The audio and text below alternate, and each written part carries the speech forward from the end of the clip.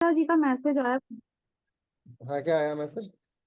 वो ग्रुप में ये इसमें अभी ज्वाइन नहीं शायद कर पा रही है। No, join. अच्छा, ज्वाइन कीजिए। तो ज्वाइन कर लेंगे। तो मैं आप लोग को बता रहा था कि ऐसे शरीर के कुछ ऐसे हिस्से होते हैं जिन पे योग सीधे तौर पे प्रभाव डालता है। जैसे अगर पैनक्रियास से संबंधित कोई कार्य हो, बहुत आसानी से हम हमारा योग उस पर प्रभाव डाल सकता है। जैसे थायराइड से संबंधित कोई परेशानी हो, बहुत आसानी से हमारा योग उस पर प्रभाव डाल सकता है। किडनी से संबंधित अगर कोई परेशानी हो तो उस पर भी बहुत आसानी से हमारा योग प्रभाव डाल सकता है, अनटिल अनलेस कुछ ऐसी बीमारियां होती हैं जिसपे बहुआयाम हमें देखना पड़ता है, बहुत सारा आयाम देखना पड़ता है। कल मैं अपने ब्लॉग स्पॉट पे, अपने ब्लॉगर पे एक ब्लॉग लिखा था, आप लोगों ने पढ़ा हो शायद, मैं आपको शेयर भी करूंगा। हड्डी से संबंधित कुछ ऐसी एफओपीज जैसी बीमारियां होते हैं जिसमें हमें पता ही नहीं चलता कि एक्चुअली हो क्या रहा है। छोटा छोटा पिंपल होगा आपके चेहरे पे और पूरे शरीर के हड्डी यानी अस्थि तंत्र पे नकारात्मक प्रभाव पड़ना शुरू हो जाता है। आपको लगेगा ये सिर्फ पिंपल है, आप इलाज करेंगे पिंपल का और परेशानी कहीं और हो रही है। ऐसे ही किडनी में भी कुछ परेशानियां होती हैं जिसको हम समझते हैं जनरली कि ये परेशानी यहाँ की परेशानी है, लेकिन ऐसा नहीं है। वो परेशानी किसी अन्य हिस्से से संबंधित होती है और जिसको हम अपने डे टू डे लाइफ में यूटिलाइज ना कर पाने के कारण या समझ ना पाने के कारण से परेशान हो जाते हैं। तो हम लोग सबसे पहले शुरू करेंगे बीमारियों के नाम लेखन के बाद। एक बार नाम लिख लेंगे, उसके बाद फिर सारी चीजें हमारे लिए और आसान हो जाएंगी। लिख लीजिए, पहले कुछ नाम लिख लीजिए। सबसे पहले लिखिए, AKI बोलते हैं कुछ बीमारियां जो हमें लिख लेनी है। इसके बाद किडनी की तरफ हम लोग रुख कर लेंगे। AKI, acute kidney injury. Acute kidney injury, कार्य करते करते एकाएक किडनी का कार्य करना बंद कर देना, एक्यूट हो गया। अब उसकी कोई, एक्चुअली मैं आज आपको किडनी क्यों पढ़ा रहा हूँ क्योंकि कल एक केस आया था, लगभग 24-25 साल का लड़का था और ऑल ऑफ द सडन उसको उसको परेशानी हुई और परेशानी ऐसी हुई कि वो डायलिसिस पे गया और फिर कंटिन्यू लगभग 70% से ज्यादा उसको परेशानी निकली किडनी के अंदर। 24 उसे पता ही नहीं चला कि कब किडनी उसकी इतनी खराब हो गई। ठीक है। और ऐसा भी नहीं कि वो बहुत ज्यादा अल्कोहल लेता हो, या अल्कोहल बहुत ज्यादा का बिल्कुल ही नहीं लेता। जनरल लाइफ स्टाइल से सिर्फ ऐसा था कि जिस जगह का पानी वो पीता था, जमीन के नीचे का पानी, वो पानी ही उसके लिए इतना घातक बनता चला गया कि वो उसकी किडनी खराब हो गई। कुछ दवाइयाँ जैसे मल्टीविटामिन, जैसे जिम करने के दौरान लिया जाने वाला वे प्रोटीन, ये सारी चीजें भी बहुत नकारात्मक प्रभाव डालती है। तो कई बार आपके जीवन में ऐसा केस आएगा जहां पे आपको लगेगा कि इन चीजों को भी हमें जान लेना चाहिए। उस समय आप इन उपयोगिताओं का, यानी योग की शक्तियों का उस समय बहुत अच्छा उपयोग कर सकते हैं। एक लिखिए, hypertensive nephropathy. HN, hypertensive nephropathy. इसमें क्या होता है, बहुत हाई ब्लड प्रेशर जब रहने लग जाए तो इससे हाई ब्लड प्रेशर के कारण से किडनी डैमेज होनी शुरू हो जाती है। हाई ब्लड प्रेशर जब हो, बहुत हाई ब्लड प्रेशर हो तो किडनी डैमेज होना शुरू हो जाती है। ग्लोमेरुलस के विषय में जानते होंगे आप, तो उसी से संबंधित एक रोग है। लिखिए, ग्लोमेरुलो नेफ्रोइटिस। ये शब्द देखिए, बीच बीच में तोड़ के बता। ग्लोमेरुलो नेफ्रोइटिस, स्पेलिंग अगर लिखेंगे तो GLOMERULONEPHRITIS, ग्लोमेरुलो नेफ्राइटिस, यानी ग्लोमेरुलस से संबंधित परेशानी। ग्लोमेरुलस क्या होती है अभी दिखाऊंगा मैं आपको, ग्लोमेरुलस के विषय में भी अभी आप जान जाएंगे। इसमें क्या होता है, बेसिकली ग्लोमेरुलस में इन्फ्लेशन होना, इन्फ्लेमेशन होना शुरू हो जाता है। मैंने आपको पहले भी बताया कि जब भी आइटिस शब्द कहीं भी आए तो आप ये मान लीजिए कि वात रोग होना शुरू हो चुका है, इन्फ्लामेशन होनी शुरू हो चुकी है, फूलना शुरू हो चुका है। अब जैसे अर्थ के बाद आइटिस लगा तो अर्थराइटिस हो गया, मेनिंजाइटिस दिमाग से संबंधित हो गया, साइनोसाइटिस साइनस से संबंधित परेशानी होगी, है ना। ऐसे ही आइटिस शब्द जहां भी आए जिस भी बीमारी में, तो इन्फ्लेमेशन मान लीजिए। तो ग्लोमेरुलोनेफ्राइटिस जब बोलते हैं तो ग्लोमेरुलस में इन्फ्लेमेशन होना शुरू हो जाता है और ये क्या करता है, फिर किडनी को डैमेज होने की दिशा में लेके जाता है। एक बीमारी लिखिए, CKD, क्रॉनिक किडनी डिजीज। ये उम्र के साथ धीरे धीरे किडनी के फंक्शंस को समाप्त करता चलता चला जाता है। ऐसे लोग जो बहुत बहुत आयत मात्रा में दवाइयों का प्रयोग करते हैं, किसी भी छोटी सी परेशानी हो, सर में हल्का सा दर्द हुआ, तुरंत खा लिया 500 mg का सर दर्द की गोली, है ना। कौन सी वो गोली आती है जिसको बोलते हैं बहुत नकारात्मक पीसीएम। है? पीसीएम। Combi flame. नहीं नहीं, एक और एक आती है सर दर्द की, Disprin sir. Disprin, Disprin, Disprin, हाँ। डिस्प्ले। हाँ, ऐसी ऐसी खतरनाक दवाइयां जिनका असर बहुत कम है, मैंने आपको उस दिन भी बताया था कि दर्द को कम करने का एकमात्र तरीका है दवाइयों के पास, वो है कि आपके नर्वस सिस्टम को बोल दे कि तुम दर्द महसूस करना बंद कर दो। दर्द तो होगा, बस महसूस करना वो बंद कर देते, इतना ही कार्य है आपके, क्योंकि ओवर द टाइम दर्द स्वयं ही ठीक होता है। आपके पास और बहुत सारे तरीके हैं। आप बाम जो है वो नेचुरल चीज है, बाम समझते हैं ना? बाम क्या होता है? बाम लगाइए, आप बाम लगा के बहुत आसानी से अच्छे पेन को भगा सकते हैं।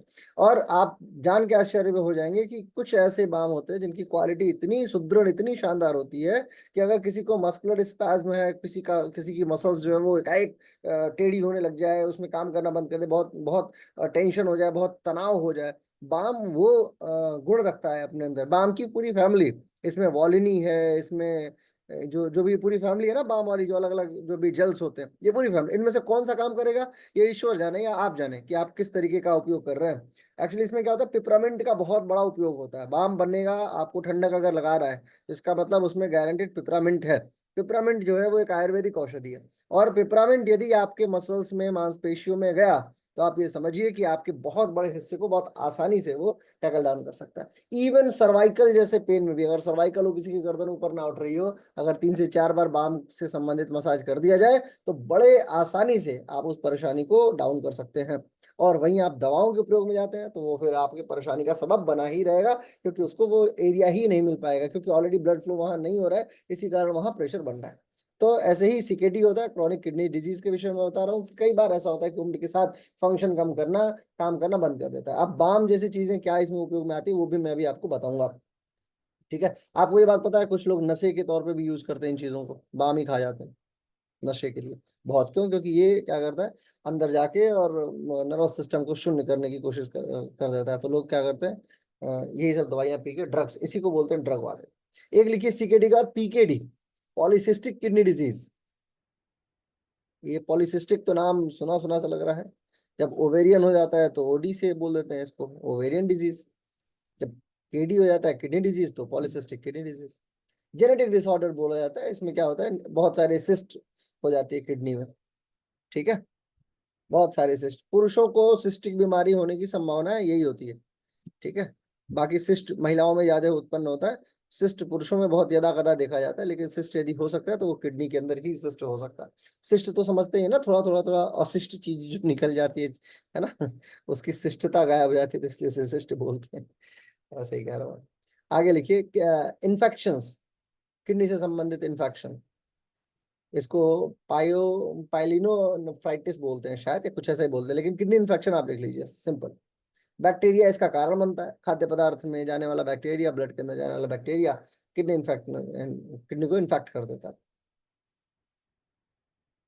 एक बड़ी बड़ी यूनिक बीमारी होती है FSGC. FSGC, focal segmental glomerulosclerosis, focal segmental, GLOMERULOSCLEROSIS sclerosis.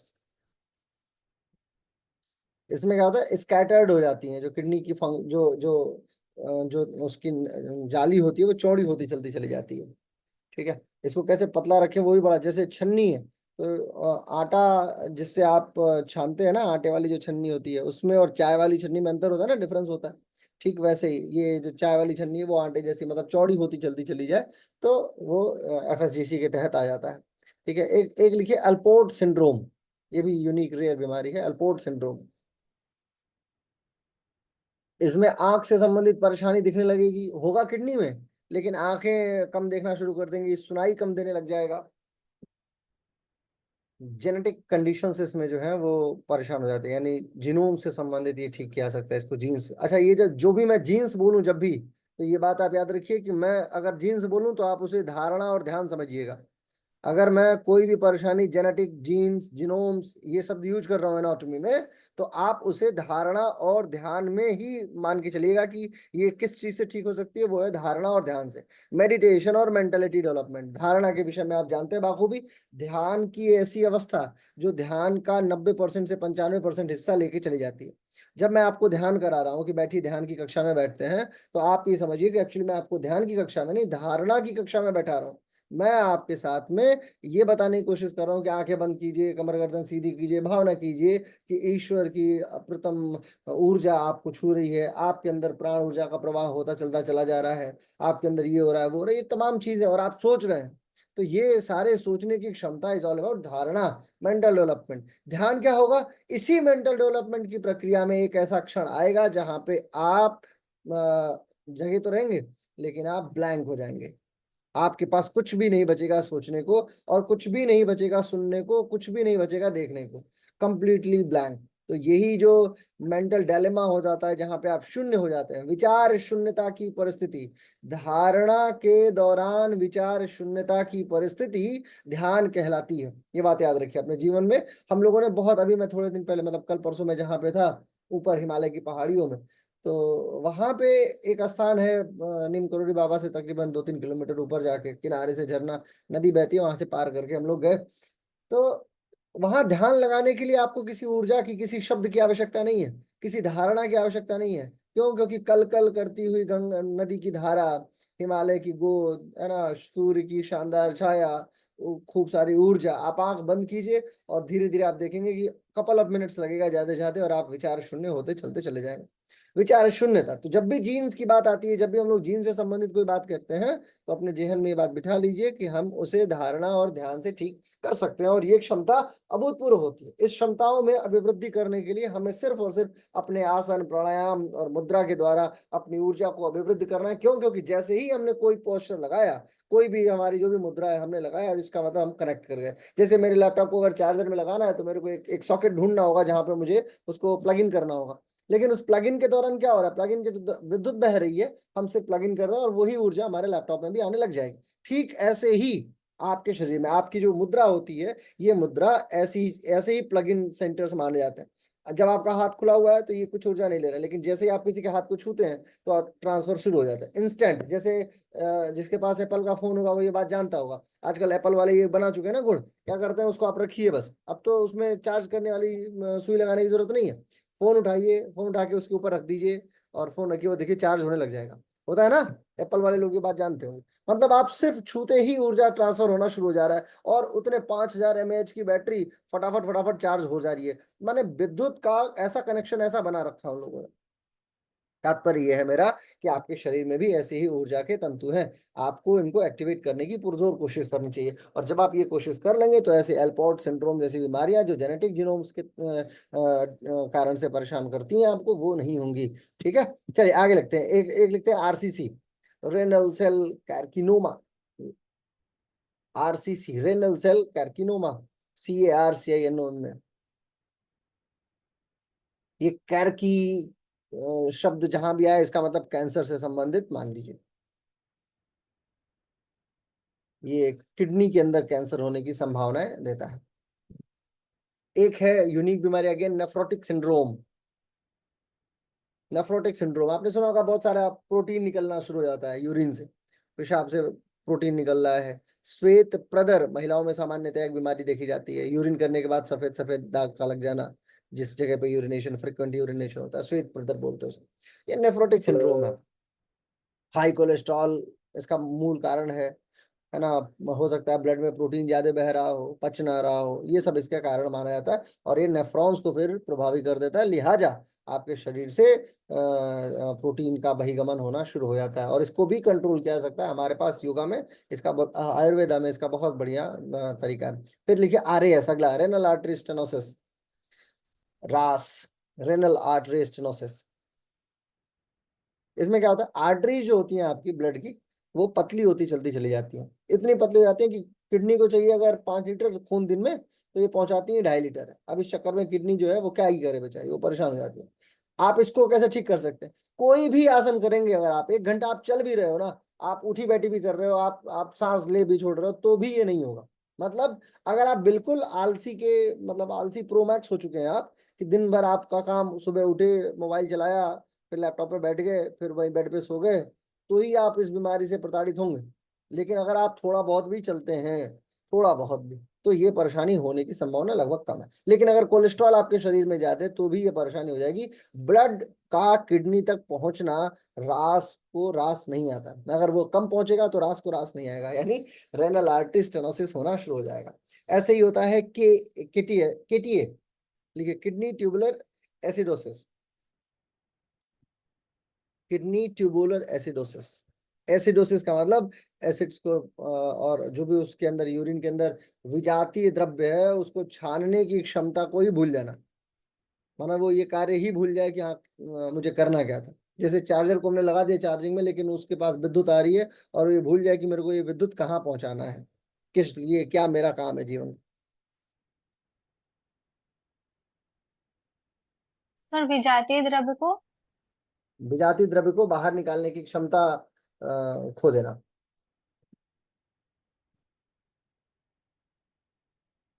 ठीक है, आगे लिखिए, गुड पास्चर सिंड्रोम।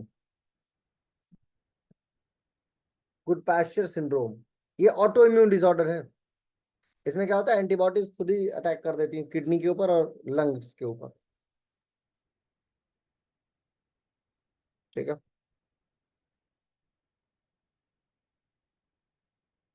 किडनी के ऊपर ये स्वयं ही अटैक कर देती है। इसके बाद क्या होता है, जब जैसे ही ये गुड पास्चर सिंड्रोम होता है फिर आपको हल्का बुखार होगा, फिर स्नीजिंग वगैरह, लंग्स भी इसमें परेशान हो जाता है। एक है और बहुत डे टू डे वाली बीमारी, हाइपरकैल्सीमिया। हाइपरकैल्सीमिया इसमें क्या होता है, कैल्शियम जो है वो बढ़ जाना शुरू हो जाता है ब्लड के अंदर, लिहाजा किडनी का फंक्शन इससे परेशान हो जाता है।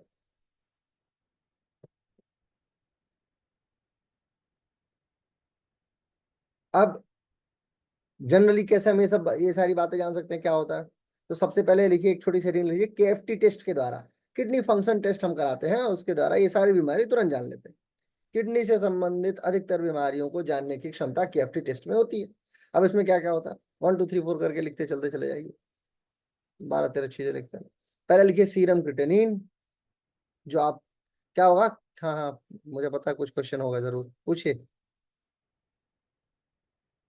नहीं सर, वो थोड़ा स्पीड में आप बोल रहे हैं ना अच्छा तो अच्छा अच्छा, ज्यादा लिख नहीं पढ़ाना है ना, पा रहे इसलिए हैं। मैं सोच रहा हूँ ज्यादा ज्यादा पढ़ा दूं।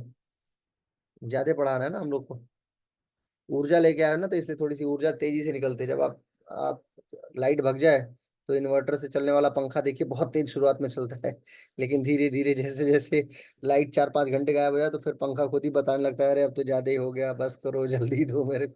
तो ऐसे ही मैं अभी पहाड़ों से आया हूँ ना, तो पहाड़ों से ऊर्जा मिल जाती है अच्छी खासी, खूब मजा आता है। मतलब हम लोग तो आध्यात्मिक जगह पे जाते हैं जितना, उससे ज्यादा आनंद आता है पहाड़ों पे एनर्जी फ्लो में, ट्रांजिशंस में। नहाने के लिए कभी भी ऐसा नहीं हुआ कि हम लोग नदी में नहाए, अगर पहाड़ पे गए तो हमेशा टेढ़े मेढ़े झरने, ट्रैकिंग करके उल्टी सीधी जगह पे जाना, ऊपर से एक छोटा सा गिरता हुआ झरना। इस बार क्या हुआ कहानी मैं आपको बताता हूँ, क्योंकि हम लोग तो मेरा ग्रुप जो है उसमें 8 9 लड़के सब जाते हैं साथ में, योगा टीचर्स ही हैं, तो आयुर्वेद का ज्ञान मुझे है इसमें से, और सब अलग अलग क्षेत्र से हैं, कोई एक्यूप्रेशर अच्छा जानता है, कोई योगा अच्छा जानता है, तो मैं अकेला हूँ जिसमें आयुर्वेद वगैरह भी थोड़ा बहुत पढ़ा है, जितना भी तो उसका ज्ञान रखता है। तो मैं आगे आगे चलता हूँ, जनरली मेरी आदत है कि मैं ग्रुप एडमिन, तो आगे आगे होके मैं लीड करता हूँ अपनी टीम को। तो मैं आगे पार कर गया तो पीछे से एक लड़का आ रहा था, तो उसने क्या किया, एक पौधे को पकड़ लिया और पकड़ा, बस वो पौधा ऐसे छुआ, मतलब उसको हटाने की कोशिश कर रहा था ताकि उसके कपड़े में ना लगे और वो आगे पहाड़ों पे चढ़ जाए। और उसके बाद आप यकीन मानिए वो लोट लोट के चिल्लाया है, उस छूते बस पौधे को छूने के बाद। अरे बहुत क्या होता है वो, उन पौधों की खासियत क्या होती है, बहुत छोटा सा उसकी जो पत्तियां होती हैं वो अगर आपके स्किन को छू जाए तो इतनी मतलब इचिंग होगी आपके हाथों में, इतनी इचिंग होगी जिसकी आप कल्पना नहीं कर सकते। और वो उसको, और उसको कैसे ठीक किया सकता है, वो भी उस पौधे के ही अंदर गुण है, जो पौधा इचिंग का कारण है उसी पौधे में ही उसका गुण भी है कि आप उसी से ठीक कर सकते हैं। तो सबको पहली बार वो पौधा दिखा था कि चलिए आज पहली बार, फिर उस पर बड़ी लंबी चर्चा हुई क्यों होता है ये पौधा, क्या पहले के ऋषि महर्षि जब पूजा साधना आराधना करते थे तो अपने अपने आश्रम के चारों तरफ उसी पौधे को लगाया करते थे, ताकि कोई भी जानवर ऐसा अटैक करे, कोई भी ऐसे कोई प्रवेश ना करे अंदर, घातक चीजें ना आए, कोई भी व्यक्ति ऐसे ना आए, तो आसपास के एरिया में उसको लगा दिया जाता था। तो वो पौधा सिर्फ हिमालयों पे ही मिलता है, हिमालय पे। ऐसा नहीं कि उसको आप, जैसे मैं अन्य बहुत सारी पहाड़ियों पे गया हूँ, जैसे अरावली पे आप चले जाइए वहां नहीं मिलेगा, महादेव पहाड़ियां जो है छत्तीसगढ़ की वहां नहीं मिलेगा, है ना, साउथ में अन्नामलाई की पहाड़ी चले जाइए वहां नहीं मिलेगा, हिमालय पे ही मिलता है वो। तो ऐसे ही नील गुलोदर एक पौधा होता है, वो नीले कलर का, स्किन डिसऑर्डर्स में रेयर पौधा माना जाता है, वो भी हिमालय में मिलता है। एक जगह मुझे दिखाया और मैंने कहा कि ये आप लोग पौधा 5 किलोमीटर रेडियस में ढूंढ के लाइए, और मतलब 10 लोग 5 किलोमीटर पैदल चले, लेकिन उनको एक पौधा वापस वो नहीं मिला। 5 किलोमीटर का रेडियस समझ रहे हैं आप, 5 × 5 मतलब क्या है, एक रेडियस में चार कितना 40 हेक्टेयर होती है जमीन, बहुत सारा एरिया उन लोगों ने छानने की कोशिश की और नहीं मिला। तो तात्पर्य ये है कि अगर आप किसी क्षेत्र में मतलब आप हिमालय वगैरह पे जाते हैं तो आपको ये चीजें भी, यूनिक चीजें मिल जाती हैं। और ऐसे बहुत सारी औषधियाँ, अब तो खैर नहीं रहे ऐसे लोग। महर्षि चरक जब जाते थे पहाड़ों पे तो वो औषधियों से पूछते थे, वो पूछते थे कि बताइए आपका क्या नाम है, तो पेड़ जो होते थे ना वो प्रकट होके बताते थे कि महर्षि मेरा नाम ये है और मेरा काम ये है। और फिर उन्होंने पूरी जो चरक संहिता लिखी है पुस्तक, वो इसी तरीके के पेड़ लिखी है, पूछ पूछ के सारे पौधों से पूछा था जितने पौधे हो सकते थे। अब आज के समय में अगर किसी ने सबसे बेहतर काम किया है इस पौधों को वापस से आइडेंटिफाई करने का, तो वो है बालकृष्ण, आचार्य बालकृष्ण जी की टीम। मैं व्यक्तिगत तौर पे जानता हूँ उन लोगों को, उनकी टीम को। आप जाके कभी पतंजलि जाइए, तो आप तो खैर बस घूम के चले जाते होंगे, मैं जाता हूँ तो अक्सर वो साइंटिस्ट एरिया वाले में जाता हूँ, जो PRI बनाया पतंजलि रिसर्च इंस्टीट्यूशन। वहाँ तकरीबन 2000 से ज्यादा साइंटिस्ट दिन भर एक ही काम करते हैं, वो है पौधों को ढूंढना। और जब भी होता है तो आचार्य बालकृष्ण जो है वो ऊपर पहाड़ों पे जाते हैं, उन्हीं एरिया से होते हैं जिन एरिया से हम लोग होके गुजरे थे। तो कहने का तात्पर्य ये है कि आप अपने क्षेत्र को दीजिए, आप अपने क्षेत्र को एक्सप्लोर कीजिए, आपका क्षेत्र आपको देने के लिए आतुर है, समझ रहे हैं? आप क्या कर रहे हैं, आप अपनी ऊर्जा दिन प्रतिदिन सिर्फ दिए जा रहे हैं, बेचे जा रहे हो खुद को, अपनी एनर्जी तो बेच रहे हो आप। If you are yoga teacher, what you doing, just selling your own energy, but from your gaining, कहाँ से मिल रहा है, ये क्लास कर रहे हो तो थोड़ी ऊर्जा मिल जा रही है आपको, और मैं खुद कहाँ से पा रहा हूँ, मैं खुद भी हिमालय से पा रहा हूँ, है ना। तो ऐसे, लेकिन मैं तो बहुत लिमिटेड सोर्स हूँ ना आपको देने के लिए। आपको और ऊर्जा चाहिए, जिस ऊर्जा के कारण से आप खूब सारी ऊर्जा प्राप्त कर सकें और इस समाज को दे सकें। और इसके लिए क्या करना होगा, आपको अपने आपका आत्म परिष्कार करना होगा और धीरे धीरे आगे बढ़ना होगा। चलिए आगे बढ़ते हैं। सीरम क्रिएटिनिन लिख लीजिए, पहले हेडिंग हेडिंग डाल लीजिए, सिर्फ 5 10 15 चीजें जो भी KFT में होता है, कुछ एक भूलूं तो मुझे याद दिलाना, ठीक है। Serum creatinine number 1, blood urea, blood urea, GFR, GFR बहुत इंपॉर्टेंट है, ग्लोमेरुलस फिल्ट्रेशन रेट, GFR जज किया जाता है। SUA, serum uric acid, KFT में सब चेक किया जाता है। Urine albumin, urine creatinine, urine urea,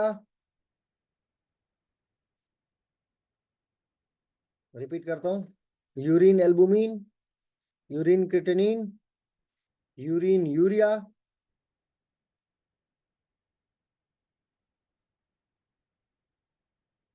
अब सीरम सीरम सीरम 4 बार लिखना होगा, तो उसको पूरा लिखते नहीं है, उसको ऐसे डबल इन्वर्टेड कॉमा का मतलब ऊपर वाला नीचे, ये जानते हैं ना ये टेक्निक, हाँ तो ये सब सस्ती टेक्निक याद रखनी चाहिए। देखिए, serum potassium, serum calcium, serum sodium, serum chloride, ये सब भी चेक किया जाता है। Calcium, potassium, sodium, chloride. Kidney का मतलब सिंपल केमिस्ट्री बस, serum sodium, serum chloride, serum potassium, serum calcium.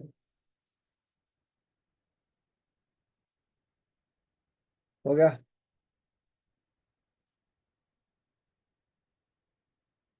Pallavi, तुम तो स्कूल में ही बैठती हो ना, बैठ के पढ़ती हो, तो तुम्हारा तो हाथ तेज चलना चाहिए, तुम तो अभी स्कूल में हो। स्कूल वालों का तो हाथ तूफान के जैसे चलना चाहिए। जो लोग कलम का काम छोड़ चुके हैं उनको उनको उनके लिए कठिनाई होती है ना। हाँ, आगे लिखिए, यूरिन ऑस्मोलैलिटी, ऑस्मोलैलिटी, OSMOLALITY। और USG, यूरिन स्पेसिफिक ग्रेविटी।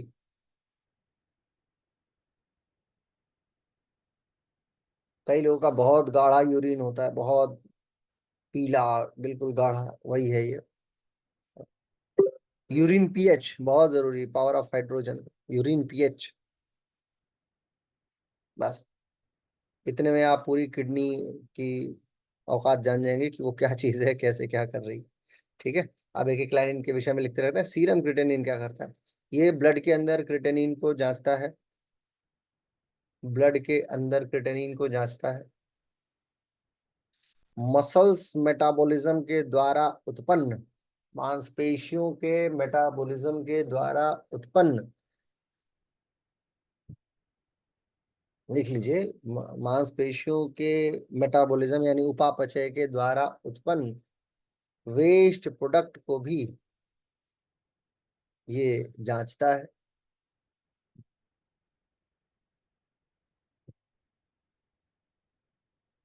एक हमारी मित्र हैं, वो योगा टीचर ही हैं, और उन्होंने कभी एक वेब सीरीज आई थी उसमें कार्य किया था, तो उन्होंने, ये मैंने उनको पढ़ाया था बहुत पहले ये वाली लाइन, तो इसका प्रयोग उन्होंने अपने डायलॉग में किया है। सपने वर्सेस एवरीवन एक एक सीरीज आई होगी, आपको अगर देखें तो उसमें उन्होंने इस डायलॉग का प्रयोग किया है कि जो मेहनत करता है उसके शरीर से क्रिटेनिन की बदबू आती ही आती है, तुम क्या जानो एसी में रहने वाले बेवकूफों, है ना। जो जो मतलब उस फिल्म में जिसको उन्होंने कहा है, एक लड़का है जो जाता है, जो नायक है, वो जाता है और चार लोगों को धमकाने के लिए, चार कॉलेज के बच्चों को धमकाने के लिए, और एक सिगरेट वाली बंदूक लेके जाता है, जिसमें सिगरेट लाइटर वाली बंदूक, और सबके कान पे रख देता है।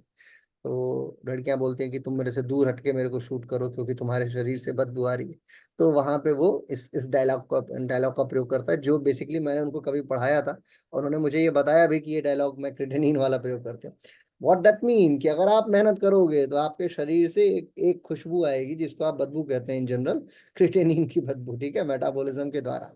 ठीक, इन जनरल जो लोग दौड़ते हैं, भागते हैं, मेहनत करते हैं, उनके शरीर से ही आता है। क्यों? क्योंकि रासायनिक पदार्थों में कुछ तो खुशबू या बदबू, जैसे भी आप उसको डिस्क्रिमिनेट करें, इट्स अप टू यू। क्योंकि जो आपके लिए बदबू है, हो सकता है वो किसी के लिए खुशबू है। नाली के कीड़े के लिए उसकी बदबू उसकी खुशबू है, उसको सेंट में रख दो तो मर जाएगा, है ना। तो ऐसे ही है ना, सऊदी अरेबिया में जो लोग इत्र लगाते हैं, अगर आपको लगा दिया तो हो सकता है आपको लगा रही है तो बहुत बहुत बहुत घातक है, ये नहीं सुन सकते, लेकिन उनके लिए वो बहुत आनंददायी चीज है। तो हर व्यक्ति का अपना अलग अलग सिस्टम है। तो ये कहने का मतलब ये सीरम क्रिएटिनिन की खासियत है, ये क्या है कि ये आपके मेटाबॉलिज्म। अच्छा, जब आप योगा कराते हैं, अब इसको कैसे योगा से टैकल करें, दैट इज ऑल्सो इम्पोर्टेंट। खूब पानी पिलाइए, जिसको अगर आपको क्रिएटिनिन निकालना है, क्रिएटिनिन नहीं निकलना है शरीर में, अगर नहीं निकला तो किडनी खराब, मामला बेकार, क्योंकि वो टेस्ट कराओगे निकल के आ जाएगा। लेकिन निकालना कैसे? मेटाबॉलिज्म बढ़ा के। मेटाबॉलिज्म कैसे बढ़ाते हैं? तो आसन बाद में शुरू करो। ऐसी ऐसे लोग जिनके साथ में किडनी से संबंधित परेशानी है, उनका आसन शुरू ही बाद में करते हैं। आप मंत्र पढ़ाइए और शुरू करा दीजिए क्या, प्राणायाम, क्रिया से शुरू कराओ। कपालभाति, चलो भाई शुरू करो कपालभाति, 50 राउंड की कपालभाति एक बार, फिर 50 की एक बार, फिर 50 की एक बार। जब वो सांस ले लेके ही थक जाए, बिल्कुल 15 मिनट प्राणायाम कराइए। 15 मिनट प्राणायाम के बाद आसन शुरू कराते हैं फिर। ये मतलब ये प्रैक्टिकल अप्रोच है। कोई भी योगा के जो महान योगा अध्यापक हैं वो ये कार्य कर लेते हैं। इन जनरल सामान्यतः जो दार्शनिक विचारधारा के लोग होते हैं वो आसन से ही शुरू करते हैं, सूक्ष्म व्यायाम से शुरू करते हैं। लेकिन अगर आपको थेरेपी में जाना है तो आसन को पहले इंट्रोड्यूस करने के बजाय प्राणायाम को और क्रियाओं को पहले लाना होगा, और फिर देखिए क्रिटेनिन का कार्य फटाफट फटाफट बाहर जाएगा। चलिए, क्रिटेनिन ऐसे नहीं जाता, कोई बात नहीं, लहसुन खिलाइए। लहसुन जब आप खिलाएंगे ना तो वो क्या, लहसुन क्या है कि वो किडनी से बाहर नहीं जाता, वो आपके श्वास से बाहर जाता है, वो आपके लंग्स से जाता है, वो आपके स्किन से बाहर जाता है। तो जब आप लहसुन खिलाना शुरू कर देंगे तो वो आपकी कोशिकाओं को, स्किन की कोशिकाओं को बाय डिफॉल्ट एक्टिवेट करना शुरू कर देता है। तो लहसुन यानी garlic is also one of the important aspect of this creatinine. ठीक है, तो ये दो बेसिक कार्य हैं। योगा में आप कुछ भी कराएं, आसनों में कुछ भी कराएं, जैसे ही मसल्स यूज होना शुरू होंगी थकान होगी, लेकिन जैसे ही मसल्स यूज होना शुरू होगी तुरंत कार्य शुरू कर देगा। अच्छा, एक दिन में ज्यादा से ज्यादा 10-12 मसल्स पे ही कार्य करना चाहिए, ये नहीं कि पूरे शरीर के मसल्स को उठा पटक के तोड़ दिया। जैसे आज अगर एब्स पे काम किया तो कर थाइस पे कार्य करना। आवाज आ रही क्या? हाँ ठीक है। आज अगर मसल्स पे कार्य किया तो कल थाइस पे कार्य करना जरूरी है, अगले दिन हाथ पे, उसके अगले दिन पीठ पे कार्य करना जरूरी है। ऐसे डिफरेंशिएट करते रहते हैं। मसल्स को आराम मिलना भी जरूरी है, आराम मिलेगा तो जाके मसल्स और अच्छे से रिएक्ट कर पाएगी। मसल्स को आराम देना भी ये बड़ा इंपॉर्टेंट माना जाता है। ठीक है, अब आते हैं ब्लड यूरिया के ऊपर। Blood urea. सर हम्म। पहली लाइन बता दीजिए सीरम क्रिएटिनिन की। ब्लड के अंदर का क्या काम करता है ये?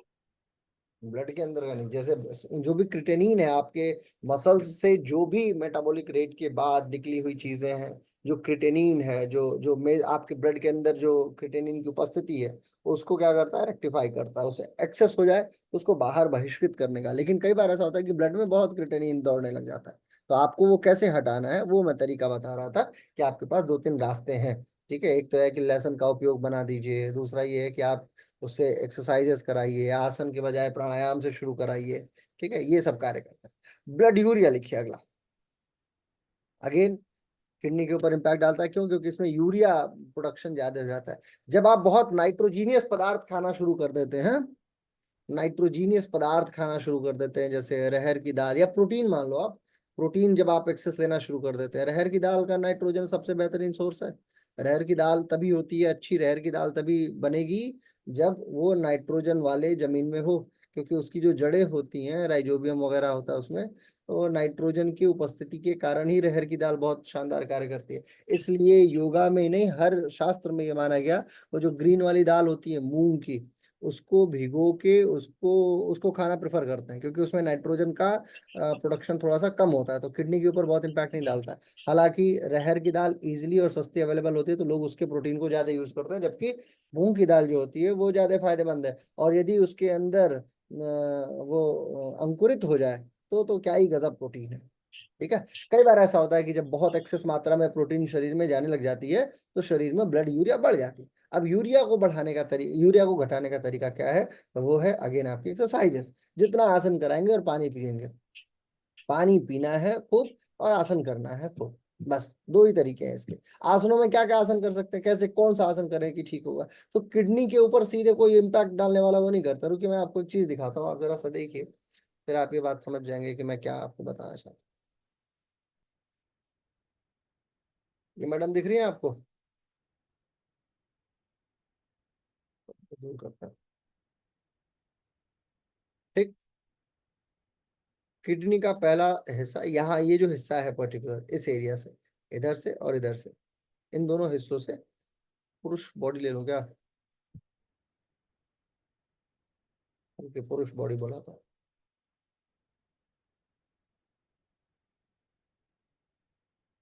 अभी आ जाएंगे,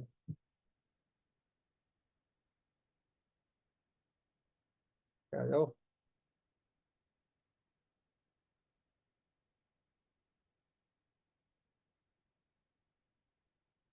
ये सोच रहा होगा एक मुझे क्यों बुला लिया।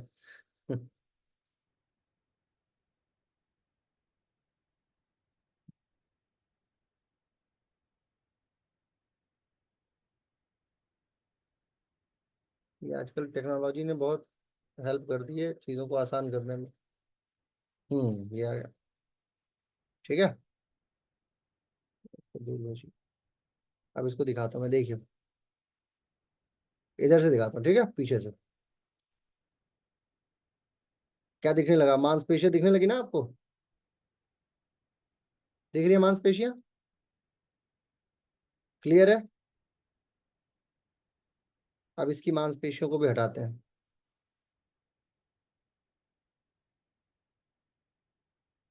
क्लियर है? हड्डियां विजिबल है ना अब? Yes sir. हाँ। अब हड्डियों के बाद भी इसको भी हटाते हैं। ये है आपका पूरा तंतु सिस्टम। ये वही आदमी है।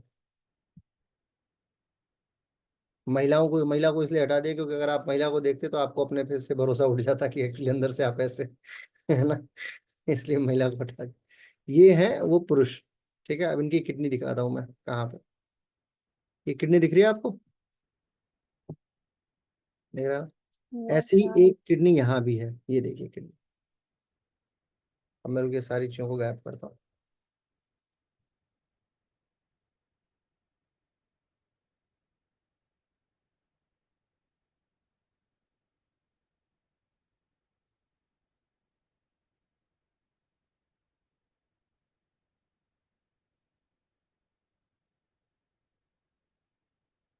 ये सब क्या है, सबको पहचान है ना आप? ऐसा तो नहीं किसी चीज को बताना है आपको?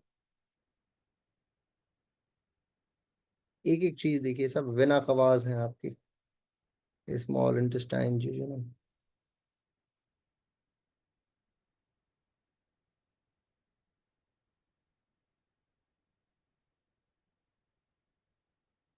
ये है किडनी। अब आप देखिए इसका आकार, देखिए आकार प्रकार। थोड़ा सा इसको और मैं और चीज इसकी गायब कर देता हूँ।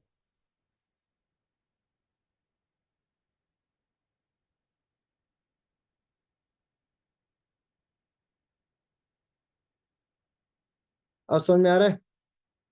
इसको भी गायब कर दूंगा, इंटरकोस्टल वेन्स को, लीवर भी हटाता हूँ। अब समझ में आ रहा है कुछ?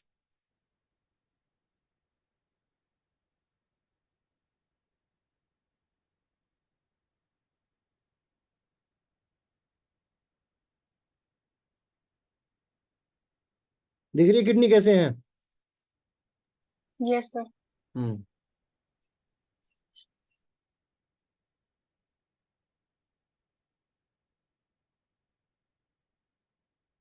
देखिए ये है इसका पूरा हिस्सा।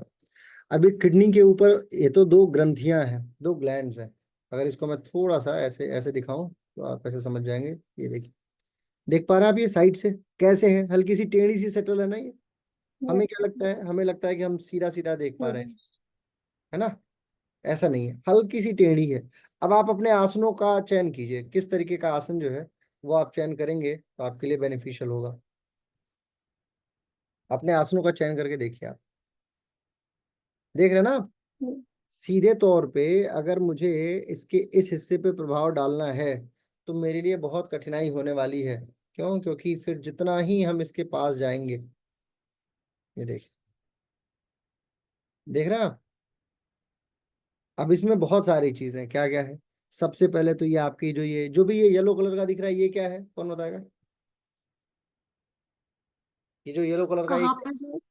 ये येलो कलर का ये जो है, ये जो येलो कलर का तार दिख रहा है सारा इसके बीच में, तारों का कलर देखिए क्या है, एक तो नीला है, एक पीला है, एक लाल। ये स्पाइनल कॉर्ड। स्पाइनल कॉर्ड नहीं, नर्वस नर्वस सिस्टम का पूरा ये तंत्र है। ये पूरी जालिका जो है ये नर्वस सिस्टम की है, पीली वाली। ठीक है। नीले वाली को देखें तो क्या है? वेन। हाँ, आपका शुद्ध रक्त जिसमें बह रहा है। हम्म। शुद्ध की अशुद्ध? हम्म, अशुद्ध। अशुद्ध। ब्लू इज अशुद्ध, रेड इज शुद्ध। रेड इज शुद्ध। रेड में क्या बह रहा है? शुद्ध। अच्छा। और ये जो इसमें ग्रीन ग्रीन दिख रही है ये क्या है? ये ये जो ग्रीन सा दिख रहा है, बताओ। ये है लिम्फ नोड्स। देख रहे हैं लिम्फ आप? नोड्स। हाँ। यस। ये जो भी ये ग्रीन दिख रहा है ना, ये लिम्फ नोड्स है। और ऐसे ही आपकी ये ग्रीन ब्लू वाली वेन्स है। अगर आप येलो वाली को देखें तो ये नर्व्स है। ठीक है। और ये है आपकी एड्रिनल ग्रंथि, जो दोनों किडनी के ऊपर सेफ रखी हुई है। ठीक है, समझ में आ रहा है? और ये आपका गॉल ब्लैडर, इसी को काट के निकाल देते हैं ऐसा। अब बात आती है, ये रही आपकी किडनी, ये दोनों आपकी किडनीज है। अब आप इसका आकार प्रकार देखिए कैसे है ये। देखिए कैसे टेढ़ी सी है ना ये।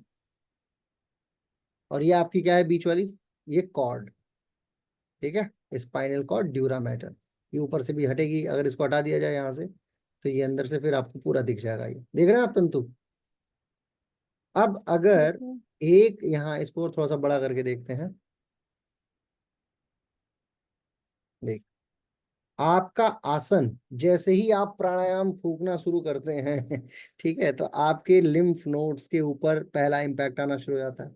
उसके बाद थोड़ा भी अगर आपने स्पाइन को मोड़ा, आगे पीछे किया, तो वो फिर इन इन तंतुओं पे खिंचाव तो आप महसूस ही कर पाते हैं, क्योंकि ये तो महसूस कराने वाली है। लिम्फ नोड को एक्चुअली नहीं महसूस कर सकते हैं, क्यों? क्योंकि ये इससे डायरेक्ट कनेक्टेड नहीं है। ये एक अलग सिस्टम है जो अपना अलग कार्य कर रहा होता है, उसको आपको महसूस करने की क्षमता नहीं होती है।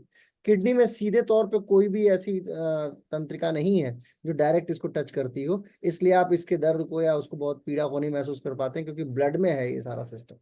ठीक है, ये है आपके किडनी का स्ट्रक्चर।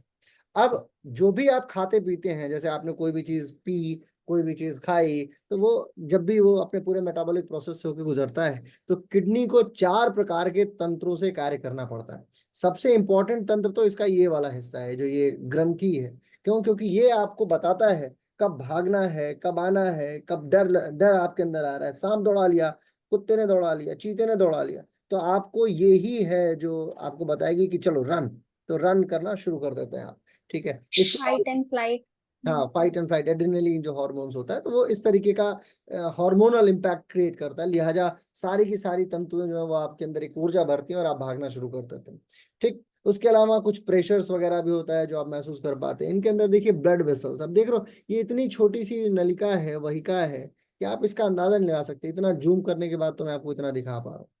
ठीक, तो आप कोई भी आसन करते हैं डायरेक्ट या इनडायरेक्ट, वो ब्लड के ऊपर इम्पैक्ट क्रिएट करेगा और फिर वो किडनी के अंदर जाता है और फिर आपकी किडनी जो है वो अलग अलग प्रकार से कार्य करना शुरू कर देती है। अच्छा, एक चीज और आप देखिए, ये वाली किडनी जो है थोड़ी सी ऊपर है, ये थोड़ी सी नीचे है, जानते हैं क्यों? क्योंकि यहाँ पे होता है लिवर, इसके ऊपर अभी लिवर को तो मैंने भगा दिया है, लिवर होता है। लिवर के कारण से, अब मैं किडनी को भगा देता हूँ, देखिए अब आप ऐसे समझ पाएंगे। ये देखिए, ये आपका तंतु है सारा, समझ रहे हैं? ये आपका क्या है, पूरा का पूरा जो तंतु, जो आपके नर्वस सिस्टम को आप जो समझते हैं इन जनरल, आपके शरीर में इस पूरे तंतुओं का जाल लगा पड़ा। ठीक, अब इसमें ये हिस्सा जो होता है हाइपोथैलेमस का या लोअर सेरेब्रम का, ये कार्य करता है आपकी किडनियों को एक्टिवेट करने और भगाने, भागने और भगाने में। फिर सेकंड इंपॉर्टेंट हिस्सा है, तो जैसे ही आप कोई आसन करना, प्राणायाम करना शुरू करते हैं, तो you directly started to impacting on this section. ठीक है, ये आपका नर्वस सिस्टम पूरा तुरंत एक्टिवेट होना शुरू हो जाता है। सेकंड लेवल पे क्या है, लिम्फ नोड्स है, यही लिम्फ नोड्स है ऑटो इम्यून डिजीजेस क्रिएट करती हैं। आपने एक ऑटो इम्यून डिसऑर्डर के विषय में भी लिखा भी है, और बहुत सारे ऑटो इम्यून डिसऑर्डर है जो आपकी ही ग्रंथियां आपके विरुद्ध कार्य करने लग जाए, क्योंकि इसका पूरा सिस्टम अलग ही कार्य कर रहा होता है, ये अंदर ही फैला पड़ा है। ठीक है, तो ये भी एक इंपॉर्टेंट हिस्सा है। इसके बाद फिर आता है आपका सिस्टम, धीरे धीरे सिस्टम डेवलपमेंट। आप सिस्टम डेवलपमेंट में, हाँ, ये तंत्रु और तंतु से संबंधित तंत्रिका है, और फिर है किडनी। ठीक है, तो ये एक इंपॉर्टेंट स्ट्रक्चर है जिसको हमें जानना समझना बड़ा जरूरी होता है। अगर आप विजुअलाइज कर पाते हैं किसी चीज को, तो वो आपके लिए बहुत आसान हो जाता है उसे हैंडल कर पाने में। जब आपने उसको देख लिया, अब मैं आपको एक बार और वीडियो एक दिखाता हूँ, तो आप शायद ज्यादा अच्छे से समझ पाएंगे कि क्या मैं कहना चाह रहा हूँ। The kidneys are located on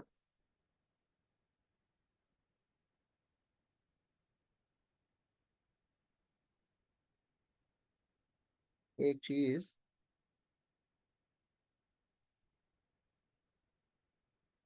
दिख रहा है क्या ये? Yes sir. चलिए देखिए, ये आपके किडनी का स्ट्रक्चर जो मैं भी आपको दिखा रहा था, पीछे से हल्की सी लेटी हुई है। ठीक है, थोरैसिक के पास वाले क्षेत्र में ज्यादा है ये। इसके अंदर ये इंपॉर्टेंट हिस्सा है, जो आपके अंदर का हिस्सा है, ये ही सारा सिस्टम है जो आपके ग्लोमेरुलस, नेफ्रॉन्स और कॉर्टेक्स, मेड्यूला, इन सब से मिलके पूरा कार्य करता है। 5 चीजें यदि आपके किडनी के अंदर उपस्थित हो जाएं, तो सारी चीजें आपके लिए आसान है। 5 चीजें अगर आप समझ जाते हैं तो क्या है, कॉर्टेक्स और मेड्यूला। कॉर्टेक्स क्या है और मेड्यूला क्या है? कॉर्टेक्स बाहरी हिस्सा, और ये जो पिरामिड्स आपको दिख रहा है, ये इसे मेड्यूला बोलते हैं।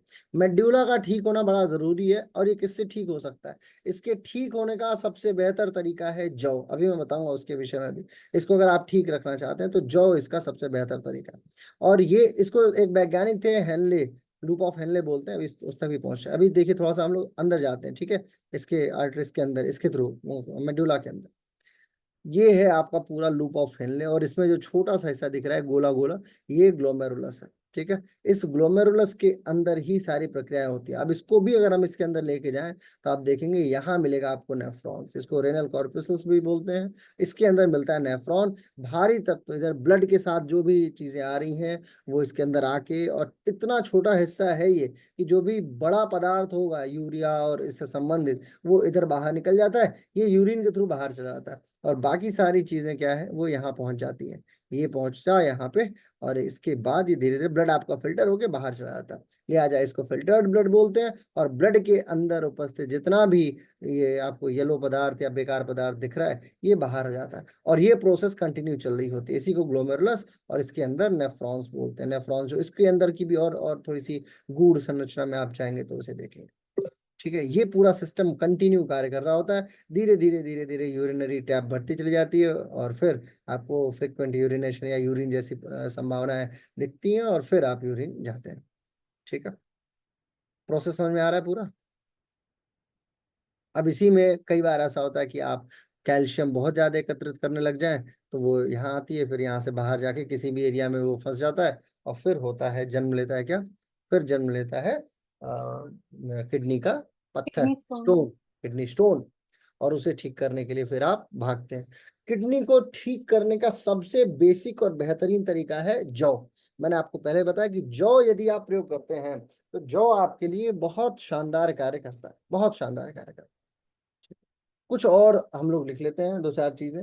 हल्दी भी बहुत उपयोगी साबित है, लिख लीजिए आयुर्वेद के सिद्धांतों के अनुसार।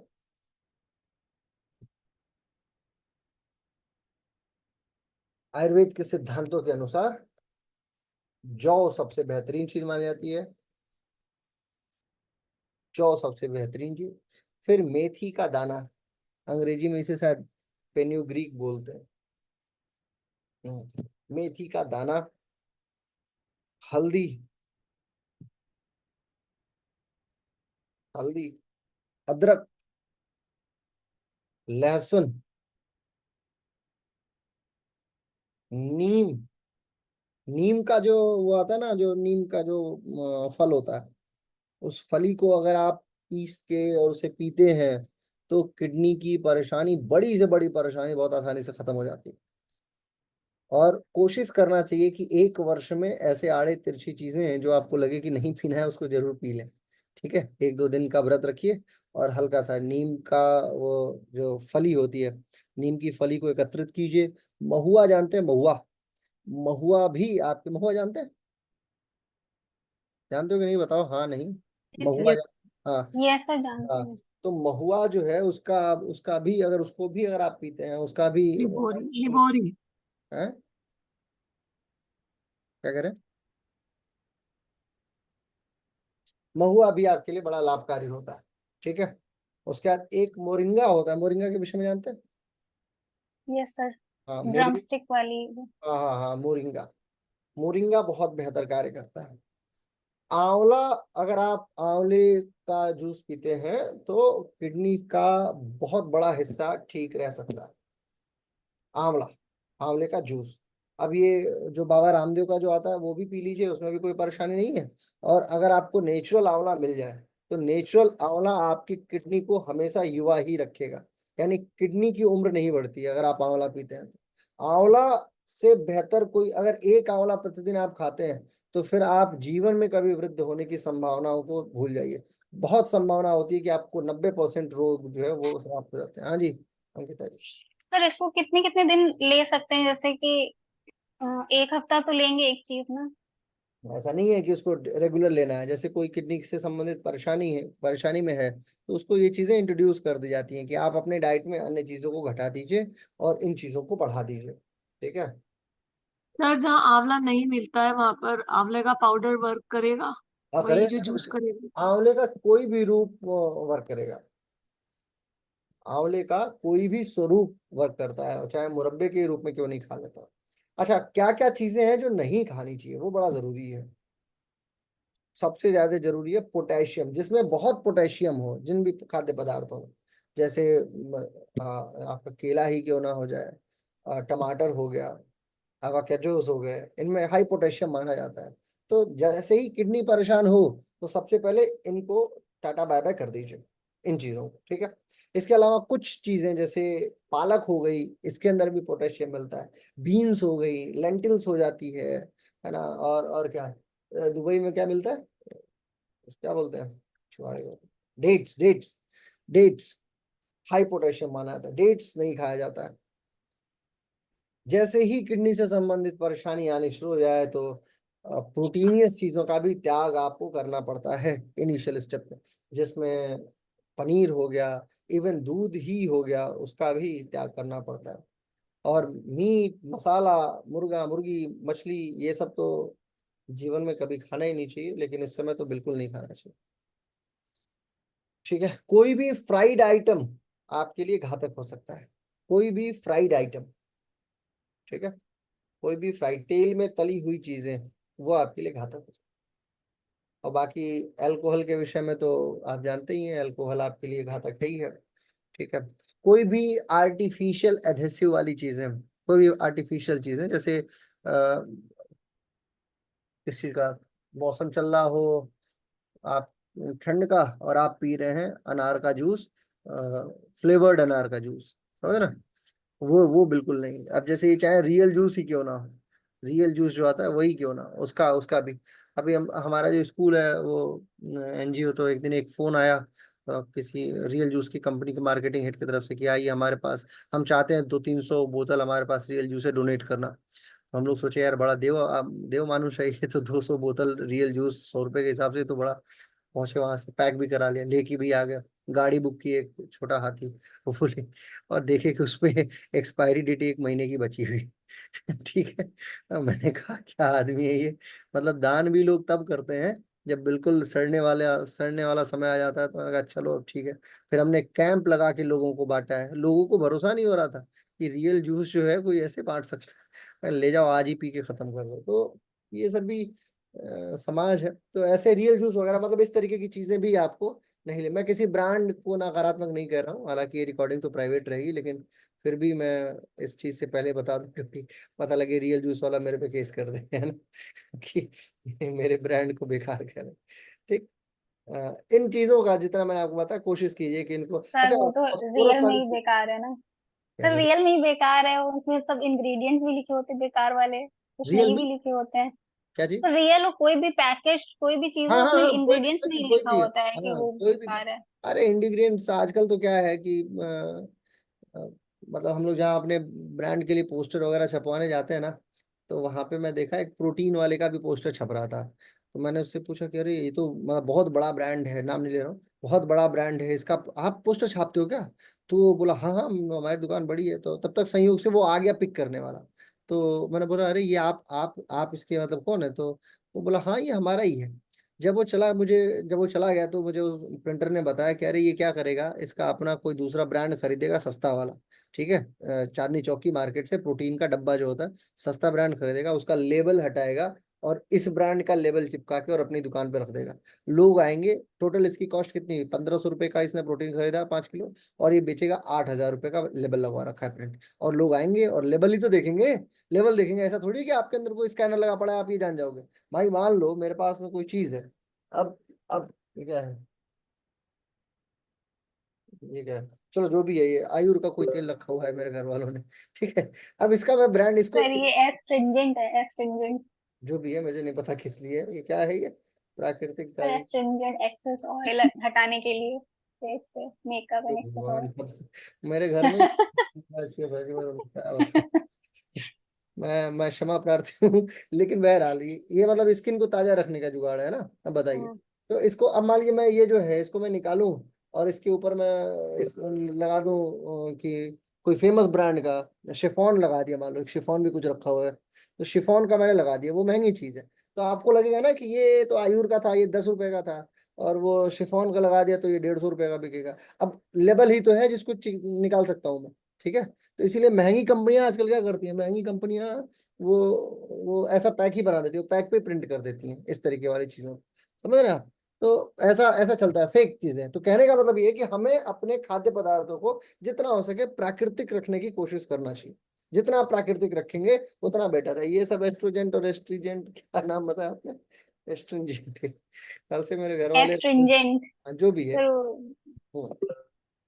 तो प्रोसेस्ड फूड वगैरह भी नहीं लेना चाहिए, मैंने आपको पहले बताया। सैल्टी स्नैक्स तो बिल्कुल दूर हो जाइए, जैसे चिप्स पापड़ और ये सब मिलता है ना, ये इन सब से भी दूर हो जाता है किडनी की बीमारियों में। हाई सोडियम फूड इसको बोला जाता है बेसिकली। अगर किसी को ब्लड प्रेशर लो हो रहा है तब तो ये खिला दीजिए आलू वाला जो चिप्स पापड़ होता है, खिलाइए, तुरंत उसका सोडियम न्यूट्रल हो जाएगा। लेकिन बाकी चीजें वो बेकार कर, किडनी के लिए बेकार, ठीक है। ये इनसे आपको दूरी बनाने की पुरजोर जरूरत होती है।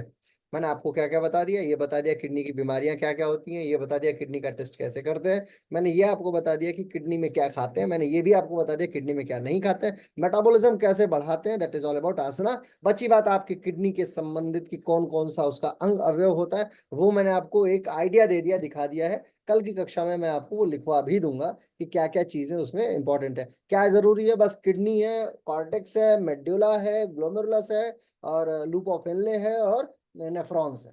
5 चीजें जरूरी हैं पूरी किडनी में। और जैसे ही आप इन चीजों को जाने, उसके बाद किसी पे भी अप्लाई कीजिए, किसी भी बीमारी में अप्लाई कीजिए। लगभग कितनी बीमारियां लिखी हम लोगों ने, 10-12 तो लिख ली ना, इंपॉर्टेंट इंपॉर्टेंट। और अगर आपकी किडनी ठीक है तो आप ये मान लीजिए कि आपकी बहुत सारी बीमारियां ऑटोमेटिकली ठीक होंगी। क्यों? क्योंकि किडनी उत्सर्जी तंत्र है। अगर उत्सर्जन ठीक से हो रहा है तो बाकी चीजें ऑटोमेटिकली ही ठीक रहती हैं, अन्य बीमारियों के होने की संभावना बहुत कम हो जाती है। बहुत एक चीज होती है डर। अब किसी को स्ट्रेस है, किसी को टेंशन है, किसी को डिप्रेशन है, किसी को अवसाद है, किसी को इंसोम्निया है, किसी के अंदर ये विचार ही बना हुआ है कि जैसे ही वो जाएगा कभी भी यूरिन करने। एक कक्षा में मैं फोन करता हूँ सर आपको। हाँ हाँ, मैं क्लास में फोन करता हूँ। तो जैसे ही आप किसी यूरिनेशन में जाते हैं, जैसे कुछ लोग को आदत होती है कि सोने से पहले उनको यूरिन आती आती है। कुछ लोग ऐसे होते हैं कि ठंड के मौसम में उनको उनके विचार में बना हुआ है कि नहीं, ठंड में तो यूरिन ज्यादा आता है। अब जाहिर सी बात है, पसीना नहीं निकलेगा तो पानी कहाँ से शरीर का बाहर निकलेगा? यूरिन के द्वारा निकलेगा। कई लोगों को रात को यूरिन आता है, और यूरिन जब भी महसूस हो तो उसको होल्ड नहीं करना चाहिए। ठीक है, कोशिश किया जाता है कि यूरिन के लिए आप समय निकाल ही लें। हम लोग के साथ ये कि जैसे मान लिया मैं कुछ संस्थाओं में जनरल सेक्रेटरी वगैरह भी हूँ, तो हमारा कार्यक्रम होता है, तो जब भी ऐसा कोई वीआईपी कार्यक्रम है तो आप सुबह चले गए, अब आप दिन भर एज अ गेस्ट बन के बैठे हुए हैं, तो आपको यूरिन आ रही है, तो ये थोड़ी सोचोगे कि अरे यार मैं गेस्ट हूँ, मैं कैसे जाऊँ या क्या करूँ। जरूर समय निकाल लीजिए उसके लिए। मैं बड़े अच्छे वीआईपीओ के साथ में यात्रा मैंने की है, बहुत आध्यात्मिक गुरुओं के साथ भी, वो भी समय निकाल लेते हैं। बेशक उनमें को पानी से, चाहे बाद में अनुष्ठान ही क्यों ना कराना हो, वो पानी से मंत्र पढ़ के स्वयं को शुद्धि का मंत्र पढ़ लेते हैं, लेकिन यूरिन को कभी रोकना नहीं चाहिए। ठीक है, जब भी आए तब जाइए, और पानी जरूर पीजिए। एक दिन में तकरीबन, अलग अलग शास्त्र अलग अलग बातें कहते हैं, लोग भी अलग बातें कहते हैं। जो मैं आपको एनाटॉमी के हिसाब से बताना चाहता हूँ कि 5 लीटर का खून है तो कम से कम 4 लीटर का पानी तो शरीर में भेजो ही भेजो। अगर आपके अंदर 5 लीटर का खून दौड़ रहा है, 4 लीटर का खून दौड़ रहा है, तो उससे 1 लीटर के आसपास कम पानी भेजिए, लेकिन भेजिए, क्योंकि वो जितना दौड़ेगा उतना ही आपके लिए लाभकारी है। ठीक है, ऐसा नहीं है। और ये एक मिथ बैठा पड़ा है कि बहुत सारे पानी को पी लें तो किडनी खराब हो जाती है। क्या? अरे किडनी कैसे खराब हो जाएगी भाई? किडनी पानी तुम किडनी में सीधे थोड़ी भर दे रहोगे, ये लो किडनी तुम्हें 5 लीटर पानी भर दिया। पानी आप पेट में भर रहे हो। पेट जो है उसको फिर उसको एनालिसिस कर रहा है इंटेस्टाइन, उसके बाद लिवर, लिवर के बाद फिर वो धीरे धीरे वो ब्लड के थ्रू ही जाएगा। ऐसा नहीं कि पानी 20 लीटर पी लिया तो किडनी खराब हो जाएगी। अब जो लोग, हम लोग ये वमन वगैरह जब करते हैं उस दिन क्या करते हैं, 4 लीटर पानी एक ही बार में पी लिया। जिस दिन हमें संघ प्रक्षालन करना है उस दिन आधे बाल्टी पानी एक ही दिन में निपटा देते हैं। 15-15 लीटर पानी पीना पड़ता है। संघ प्रक्षालन जब होती है तो 10 लीटर पानी, 15 लीटर पानी तो पी जाते हैं ना हम शरीर में। इतना पी लेते हैं कि पूरा पेट भर जाए, स्मॉल इंटेस्टाइन भर जाए, लार्ज इंटेस्टाइन भर जाए, और पानी बिल्कुल मल से बाहर वैसा ही स्वच्छ होके निकले। तब तक पानी पीते रहते हैं, आसन करते रहते हैं। तो हमारे यहाँ तो ये बातें कही गई हैं, तो ये बातें ऐसा थोड़ी कि हवा में बोल दी। तो पानी ज्यादा पीने से कोई व्याधि परेशानी नहीं होती है। इवन आपकी आंखें स्वस्थ रहेंगी, आपका कान स्वस्थ रहेगा। 2 बीमारी मैंने आपको बताई थी आंखों कानों संबंधी जो किडनी को परेशान करती है, और बाकी चीजें तो फिर इन जनरल ठीक ही रहती है। कल वापस मिलेंगे, कल किडनी को 5 से 10 मिनट में खत्म कर लेंगे, और फिर आगे की एक नई अंग को पकड़ेंगे। कल हम लोग कोशिश करेंगे कि लंग्स को थोड़ा सा मैं निपटा दूं। ठीक है, चलिए। और कोई बातचीत, कोई दुख सुख? सर इन सब में वामन और शंख प्रक्षालन कर सकते हैं ना, ये जितनी भी आपने किडनी रिलेटेड डिसीज बताया? सब में किडनी का क्या है, किडनी अलग से सेटल्ड ऑर्गन है, वो आपको दैहिक जीवन में बहुत परेशान नहीं करेगी। एक बीमारी मुझे आज तक किडनी की सबसे ज्यादा परेशान की, जिसका मैं उत्तर ढूंढते ही रह गया, बड़े बड़े वैज्ञानिक भी नहीं बता पाए। एक मेरे से क्लाइंट टकराए थे, एक दूसरे सेंटर में क्लाइंट मिले थे, उन्होंने मुझे बुलाया तो मैं गया, तो मुझे पता चला कि उनको हर 3 मिनट के अंदर एक बार पेशाब करने जाना पड़ता है। मतलब जब सो रहे हो तभी वो बेचारे पेशाब नहीं करते, नहीं तो एक दिन में वो 100-125 बार जाते हैं यूरिन करने। अब मैं कहा मेरे बस का ये केस नहीं है, और ना ही मेरे को उसका कोई उत्तर मिला। इतना फ्रिक्वेंट यूरिनेशन का कोई उत्तर नहीं है मेरे पास, क्योंकि डर, भय, एड्रिनल या इससे संबंधित परेशानियां का भी एक एक सीमा है, इनकी भी एक सीमा है। तो ईश्वर किसको क्या बीमारी दे दे वो मुझे नहीं पता, लेकिन हो सकता है उनका कोई प्रारब्ध ऐसा रहा हो। ठीक है। जहां भी हमें नहीं समझ आता कि भाई क्या है रोग, तो वहां पे हम एक बात बोल देते हैं कि प्रारब्ध संभालो अपना, जाके हवन यज्ञ करो, हो सकता है प्रारब्ध कट जाए तो चीजें ठीक हो जाए। और आप यकीन मानिए बहुत सारे रोग प्रारब्ध के ही होते हैं। आपके पिछले जीवन के किसी ऐसे पाप को जो आप जानते ही नहीं है वो कर रखा है आपने, जाने या अनजाने वाले पाप का तो फिर भी थोड़ा सा हल्का वो होता है, लेकिन जान के अगर कोई पाप कर दिया आपने तो उसका तो प्रत्युत्तर आपको देना ही पड़ेगा। और आजकल तो भगवान भी बहुत एक्टिवेट है, वो तुरंत ऑनलाइन ही आपको तुरंत ही within couple of days वो हिसाब करके आपको रेडी कर देता है, ये लो कल किया गलती आज लो, ठीक है। मेरा और ईश्वर के साथ इतने देरी का ही नाता है, मैं सुबह गलती करूं 2 दिन के अंदर मेरा हिसाब हो जाता है क्लियर। तो मैं बड़ा लकी मानता हूँ अपने आप को कि ऐसा नहीं है कि मेरे पिछले जन्मों का भी हिसाब बाकी है, माने हम लोग अपना उधार तुरंत चुकाते हुए चल रहे हैं, है ना। तो आप भी ये मान के चलिए, आप एक बार कोई गलती करके देखिए कि आपको उसकी सजा कब मिलती है, कितने दिनों के अंदर मिलती है। आप जान जाएंगे कि आप प्रकृति के साथ कितना पीछे हैं। आप ये बात आइडिया लगा सकते हैं। आध्यात्मिक प्रैक्टिस है ये, मेरे गुरुजी ने मुझे बताया था इसलिए मैं आपको बता रहा हूँ। स्पिरिचुअल प्रैक्टिस है। आप कोई गलती कीजिएगा, कोई ऐसी गलती कीजिएगा जो आपको लगे कि ये गलती करते हैं, और उसके बाद आप चेक कीजिएगा कि अब इसकी सजा मुझे कितने दिनों के अंदर मिलती है। जैसे पैर ही टेढ़ा हो जाए, सांप ही काट ले, बिच्छी काट ले, कुछ भी काट ले आपको, तो आप मान लीजिए, क्योंकि ऐसा माना जाता है कि गरुड़ पुराण ये कहता है कि 10 गलतियों पे पीली वाली जो होती है जो ततैया वो काटती है, पहले मधुमक्खी काटती है 10 गलती पे, 100 पे पीली वाली, 500 पे मोटा वाला खाना जो होता है जो उड़ता है जो ब्राउन कलर का होता है वो, ऐसे करके फिर बिच्छी उससे ज्यादा जो स्कॉर्पियन होती है, सांप 1000 गलती पे, ऐसे अलग अलग अलग लेवल्स होता है इन सबका। तो आप गलती करके देखिए, कुछ तो सजा मिलेगी आपको, मिलती है तो आइडिया लगा लीजिए। चोट ही लग जाए तो वही मान लीजिए कि यही मेरा कटा है ना। चेक करके देखिए एक बार। और कुछ? सर जो आपने बताए हैं जो अवॉइड करने के लिए पदार्थ, वो फिल्ट्रेशन में प्रॉब्लम क्रिएट करते हैं हाँ, ना। फिल्ट्रेशन में, मसल्स में पोटेशियम बढ़ जाएगा, तो पोटेशियम ज्यादा तो किडनी का सारा ध्यान पोटेशियम पे चला जाएगा। अब आप खा लेंगे केला 1 दर्जन, है ना। अब जैसे मेरा फेवरेट फ्रूट है केला, अब मेरे को केला एक से मजा नहीं आता, कम से कम 6-7 तो चाहिए। तो 6-7 केले के चक्कर में पोटेशियम हाई। अब पोटेशियम हाई तो किडनी का आधा ध्यान उसी को लगाने में लगा पड़ा है, तो किडनी कैसे काम करेगी, ठीक है। अब मेरे को सेव दे दो तो कोई फर्क नहीं पड़ता, मेरे को सेव चाहे सामने कश्मीर का गार्डन खड़ा कर दो, आई डोंट केयर। लेकिन अगर केला तो आई लाइक दैट, मेरे को चाहिए, अच्छा लगता है। लहसुन आई डोंट लाइक, मेरे को कच्चा या पका किसी हालत में नहीं चाहिए, तो मेरे को लहसुन से कोई डर भय नहीं है ना। लेकिन जिस चीज से डर है वो मनुष्य का गुण है, तो इसलिए इन चीजों का ध्यान रखते हैं। और केले वगैरह का लाभ भी है कि अगर आप मेटाबॉलिक रेट हाई रखते हैं, तेजी से भागते दौड़ते हैं, तो पथरी होने की संभावना कम हो जाती है। ये लाइकोपीन जो होता है, लाइकोपीन माने टमाटर, टमाटर का जो हिस्सा है वो, बैगन हो गया, ये छोटे दाने वाली चीजें भी पथरी क्रिएट करती है। तो अननेसेसरी का सोडियम पोटेशियम कैल्शियम क्यों लेना, जितना यूज हो रहा है उतना लो, उससे ज्यादा आप लोग कभी ज्यादा ले ही लिया, एक दिन ऐसा हुआ मन किया कि भूख लगी है, तो 6 से 12 केला खा ही लिया आपने, कोई बात है, तो उसको यूज कर लीजिए, 12 केला खा के व्रत ही रह लीजिए फिर 2 दिन, है ना। लेकिन एक्सेस नहीं। सर एक चीज ये है कि कुछ फ्रूट्स होते हैं डाइजेस्ट नहीं होते हैं। सर मैं जैसे बनाना पहले बहुत खाते थे, जैसे आप कह रहे हो ना कि अब 7 खा लेते हैं, मैं 3-4 तो खा ही लेती थी एक टाइम पे, लेकिन अब पता नहीं क्या हो गया है, बहुत दिन से छोड़ा हुआ था मैंने। अब एक भी बनाना खाते हैं तो वो तुरंत पेट में दर्द करने लग जाता है, पता नहीं क्या हो गया, ऐसा समझ में हाँ, नहीं वो फिर आता। पेट के अंदर पहले से ही मल है, पेट के अंदर नहीं, पेट के अच्छा। मतलब जो एसिड्स वगैरह हैं वो या तो ठीक नहीं है। मतलब वो ऐसा नहीं है कि बनाना, अब जैसे आप मुझे सुबह मैं सो के उठूं तो भी मेरे को बनाना दे दो, कुछ नहीं होगा। मेरे को दूध पिला दो, कच्चा दूध, कुछ नहीं होगा। मैं जूस पी लूं, कुछ नहीं होगा। वही मेरे घर में मेरी बहनें हैं, वो अगर, मेरी छोटी वाली जो सबसे छोटी बहन है, वो केला रात को, दिन में, दोपहर में कभी भी खा ले तो उसको तुरंत पेट में दर्द होने लग जाता है, क्योंकि वो सेंसिटिव है उसके प्रति, उसको अच्छा मतलब उसके स्वास्थ्य के लिए ठीक नहीं है। तो ये डिपेंड करता है कि आपने अपने स्वास्थ्य को कैसा रखा हो। आपका एसिड जो पेट के अंदर है वो ठीक है कि नहीं, क्योंकि वो सेलुलोज छोड़ के सबको पचा लेगा। तो अगर वो सबको पचा रहा है तो फिर दर्द क्यों हो रहा है? दर्द होने का मतलब है कि गैस बन रही है, ठीक से नहीं बच रहा है, इसका मतलब एसिड ठीक नहीं है। तो एसिड ठीक नहीं है क्यों? क्योंकि एसिड को प्रोड्यूस करने वाला अंग ठीक नहीं है। तो ये आपका कार्य है कि आप ये सर देखें। जब से हम नोएडा आए तब से ये सब दिक्कतें ज्यादा होने ये लगी हैं। नोएडा के साथ तो सर आप वो खा रहे लखनऊ में तो होंगे, ऐसा कुछ नहीं हिंडन होता। वाली पालक खा रहे होंगे आप, हिंडन नदी वाली शुद्ध ग्रीन पता नहीं लीफ। सर, देखने में तो बहुत अच्छी लगती है सब्जियां, लेकिन हाँ, वो वही देखने है में कि अच्छी है, और नाले से धोई हाँ, हुई है तो क्या करें। हाँ, जब तो से यहाँ आए तब से ये सब चीजें डाइजेशन वाली प्रॉब्लम यहाँ होने लग यही है ना, गई है। हर चीज का लाभ मिलेगा नहीं, यहाँ इनकम ज्यादा है तो कुछ तो नुकसान हो। यहाँ पैसा ज्यादा मिलेगा आपको नोएडा में, आप अपने गांव चले जाइए, वहां पैसा नहीं मिलेगा लेकिन वहाँ स्वास्थ्य मिलेगा। So it's up to you. इसीलिए तो हम लोग भाग जाते हैं, हर 15 दिन 20 दिन के अंदर देखिए मेरी एक यात्रा रहती है, 3 दिन 4 दिन के लिए मैं गायब रहता हूँ, यानी नोएडा सिर्फ उतना ही जितने में काम चल जाए अपने, बाकी मेरी यात्राएं ही यात्राएं। अब इस बार आप लोग को पढ़ा सर लेना है। हम भी गए थे, हम लोग भी गए थे सर, आपके एक दिन पहले ही गए थे नीम करोली। बताइए अब फिर। अब मेरा तो काम था, मेरे लिए बड़ा अच्छा तो लगता है, जाते समय वापस आते समय बड़ा खराब लगता है।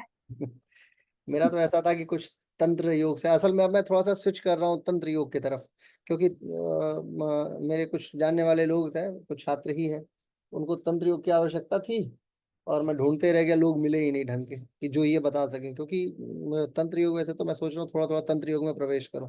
तो तंत्र के लिए दो लोग बड़े जरूरी हैं। सबसे पहले हनुमान जी, सदा भवानी दाहिने चलत वीर हनुमान, है ना। भवानी चाहिए दाहिने और वीर हनुमान चाहिए बाएं, यानी हनुमान जी आपको चाहिए बाएं। तो अभी हनुमान जी उधर ही मिलते हैं, नीम करोड़ी बाबा के आसपास ही। तो उन्हीं के सर्च में चल रहे हैं। इसके बाद मतलब अगर आपको तंत्र योग ढंग से सीखना है तो इसके लिए एक बेटर प्लेस है, वो है गुवाहाटी, आसाम। तो वहाँ भवानी यानी शक्ति, और फिर उस शक्ति को कंट्रोल करने की क्षमता है हनुमान जी में। तो वही दोनों चीजें, क्योंकि तंत्र योगा का बड़ा नकारात्मक प्रभाव बहुत ज्यादा है। अगर आपने किसी के साथ उसका प्रयोग किया तो फिर उसका उसका नकारात्मक इम्पैक्ट आपको प्रभावित करेगा ना। तो पहले सेफ्टी सिक्योरिटी जानना है, इसलिए थोड़ा सा मैं कोशिश कर रहा हूँ।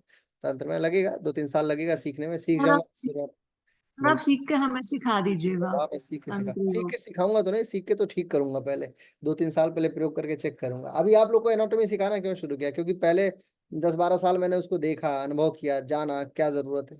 2-4 साल तो मैं सीख लूं है ना। अब जब सीख लूंगा, पहले 2-4 लोगों से मिल लूंगा, एक आध अच्छी शक्तियों से मिल लूंगा, पावरफुल चीजों से। तो उसके बाद, हालांकि जल्दी सिखाते नहीं है सब। एक गुरुजी हैं हमारे बनारस में, उनके पीछे पड़ा हुआ हूँ, वो मंत्रों से आग जलाते हैं, लाइव है, मैंने देखा है। ऐसा नहीं है कि उनको कोई भी, मैंने अपनी लकड़ियां ले जाके दी हैं, उनको अपनी मतलब बिल्कुल यूनिक यूनिक लकड़ियां दी हैं, और वो मंत्र पढ़ के सूर्य से अग्नि को उतार के और अग्नि को प्रदीप्त कर देते हैं। उनकी खासियत है। बिल्कुल बूढ़े हो चुके हैं, अब जब भी ना वो निपट जाए। तो मैं चाह रहा हूँ कि मरने से पहले कम से कम सिखा तो जाए 1-2 लोगों को। तो ये अगर वो सिखा देते हैं तो ये चीज मैं आपको सिखा दूंगा। और उसके बाद एक और गुरुजी बनारस में ही है, उनको पानी में तैरना आता है, मतलब तैरना बिना हाथ पैर मारे, प्लावी प्राणायाम उन्होंने सिद्ध कर रखा है। तो वो घंटों पानी की सतह पे बने रह सकते हैं आराम से। एक ये सीखना है। एक ये सीखना है अग्नि। हमारे यहाँ मतलब मेरे डिस्ट्रिक्ट में ही बहुत सारे ऐसे लोग हैं जिनको आग नहीं जलाती है। आग वो अपने ऊपर, चाहे किसी भी, मैं उन माचिस लूं और लगा के उनके शरीर के ऊपर आग रख दूं तो भी वो अग्नि उनको नहीं जलाती है। और बेतहाशा जलाइए आप उनको, अग्नि नहीं जलाती है। तो वो लोग भी हैं। हालांकि ये वाले अग्नि वाले तो बहुत सारे हैं, लेकिन ये आग बुलाने वाले बहुत कम है। देखते हैं, let's see, hope for the best. असल में हम लोग जब योग में आए ना, तो उसके पहले बड़े बड़े सिद्ध योगी लोग चले गए। मेरे को अगर देवराहा बाबा मिल गए होते तो मैं उनको छोड़ता ही नहीं। देवराहा बाबा मेरे यहाँ, देवरिया एक डिस्ट्रिक्ट है, तो देवरिया डिस्ट्रिक्ट में उनका बहुत बड़ा आश्रम है। 8 की 8 सिद्धियां उनकी थी, अड़िमा गरिमा लघिमा महिमा सब सिद्धि उनके पास थी। अब वैसे अष्ट सिद्धि वाले मिलते नहीं है। 9 निधि वाली तो मिल जाते, माता जो गायत्री माता है इनके पास 9 निधियां हैं, वो आप प्राप्त कर सकते हैं। लेकिन अष्ट सिद्धियां कहाँ सीखोगे? तो अष्ट सिद्धि के लिए या तो हनुमान जी थे, या तो ये जो सिद्ध योगी थे। अब आजकल सिद्ध योगी मिलते नहीं है, सब जूम वाले योगी मिलते हैं। जूम कॉल पे बैठ के बातें करने वाले, है ना। तो ऐसे में मजा नहीं आता। देखते हैं, सर्च में तो है, कब आध्यात्म बुलाए, कब क्या हो। Let's see, hope for the best. चलिए फिर शांति पाठ करते हैं ना, कुछ खाना पीना खाया जाए, दोपहरी हो गई। आइए। ओम विश्वानिदेव सवितर्दुरितानि परास्व यद भद्रम तन्यास्व। ओम शांति शांति शांति सर्वारिष्ट सुशांतिर्भवतु। मेघा जी और शीतल जी, आप लोग दर्शन कभी नहीं देते, कम से कम एक बार दिखा तो दीजिए कौन है आप। कभी ऐसा हो कि मैं आऊं लखनऊ वगैरह और आप सामने मिले और मैं पहचान ही ना पाऊं, तो आप सोचेंगे कि सर यार, बहुत होता है ऐसा है, लगेगा कि अरे ये मास्टर एटीट्यूड में बहुत ज्यादा पहचान ही नहीं रहा है, ऐसा थोड़ी है। और और मास्टर बेचारा सोच रहा होता है भगवान क्या क्या करे। ये चिन्मय भैया के साथ मैंने देखा है। चिन्मय भैया जब वियतनाम आए थे, चिन्मय सर को जानते हैं ना आप लोग? डॉक्टर चिन्मय पांड्या, प्रो वाइस चांसलर देव संस्कृति यूनिवर्सिटी, बहुत स्पिरिचुअल पर्सनालिटी है। 2013 बैच का लड़का जो उनके यहाँ से बहुत एवरेज अंकों से पास हुआ था, वो वियतनाम में आया और दूर कोने खड़ा था, और चिन्मय भैया ने उसको देख के पहचान लिया। बोले, ओ धर्मेंद्र इधर आओ, क्या हाल है बेटा, कहाँ थे तुम? मैंने बोला, हे भगवान, मैं इसका नाम मैं भूल जाता हूँ, और इनको 2015 के बाद 2000 सीधे 24 में ही देखे होंगे उसको, और वो याद था। तो कम से कम देखे होंगे तब तो याद होगा। अब ऐसा हो कि वो देखे ही ना हो तो क्या याद हो। क्यों शीतल सिंह जी और मेघा मेघा मिश्रा जी, आप लोग एक बार दर्शन करा दीजिए अपना, जब भी आपको मौका मिले तो। हाँ, चलिए आज की कक्षा तो समाप्त करते हैं। देखो बैठी हुई, जल्दी जल्दी में दौड़ के आके बैठी है शीतल जी, है ना। कोई काम कर रही थी, ऐसा बैठ के पढ़ रही थी, पढ़ ही रही थी। म्यूट है आप, इसलिए मैं हम लोग कुछ सुन नहीं सकते। अब सब लोग कम से कम आपको पहचानते तो हैं। देखो मेघा तो लेफ्ट ही करेगी। सर चलिए, एक्चुअली 11 से 12 क्लास रहती है तो इस वजह से हम ज्वाइन नहीं कर पाते हैं। अच्छा कोई बात है, रिकॉर्डिंग तो सुन लेती है जी ना? जी देखिए, आप जी सभी लोगों ने पैसा दिया है तो कम से कम पैसा तो निकाल लेना, नहीं तो फिर मेरे पे कर्जा चढ़ जाएगा, अगले जन्म में बैल बनना पड़ेगा मुझे आपके घर पे। हाँ, ये शास्त्र कहते हैं, अगर किसी का पैसा लेके चले जाइए आप तो उसको फिर बैल बन के, मेढक बन के, और ऐसे कुत्ता बन के, ये 4-5 योनियां होती है जो मिलती हैं, वो चुकाना पड़ता है। अगर आपके कोई घर में कुत्ता है तो ये बात जान लीजिए कि वो पिछले जन्म का कर्जदार है आपका, इसलिए वो आपके घर में है। स्वान, मेढक आपके यहाँ डर रहा था, वो जो ये होते हैं ना, जो भी अपने पूर्वज होते हैं, अगर उनको मुक्ति नहीं मिले तो फिर वो मेढक बन के घूम रहे हैं आपके आसपास के क्षेत्र में। ठीक है, इसलिए ऐसा ना हो कि मुझे ये सब, मैं चाहता हूँ जल्दी जल्दी मुक्त हूँ मैं इन चीजों से, बहुत यात्राएं अभी मेरी। ठीक है, चलिए, बहुत बहुत धन्यवाद, कल मिलते हैं फिर। हाँ, बाय बाय।